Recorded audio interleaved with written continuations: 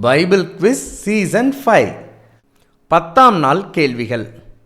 தேவனே, பாவியாகிய என்மேல் கிருபையாயிரும் என்று தன்னை தாழ்த்தி சொன்னது யார்? உங்களுக்கான க்ளூ லூக்கா 18ஆம் அதிகாரம். 2. நான் பாவியான மனுஷன், நீர் என்னை விட்டு போக வேண்டும் என்று தன்னை தாழ்த்தி சொன்னது யார்? உங்களுக்கான க்ளூ லூக்கா 5ஆம் அதிகாரம். இந்த 2 கேள்விகளுக்கும் பதில் யார் சொன்னதுங்கிறத நீங்கள் தேடி கண்டுபிடித்து அதற்கு இணையான வேத ஆதாரத்தோடு எங்களுடைய வாட்ஸ்அப் எண்ணுக்கு அனுப்பி வையுங்க. ஒவ்வொரு மாதமும் 11ஆம் தேதியிலிருந்து 20ஆம் தேதி வரைக்கும் பைபிள் குவிஸ் சீசனில் கேள்விகள் கேட்கப்படும்.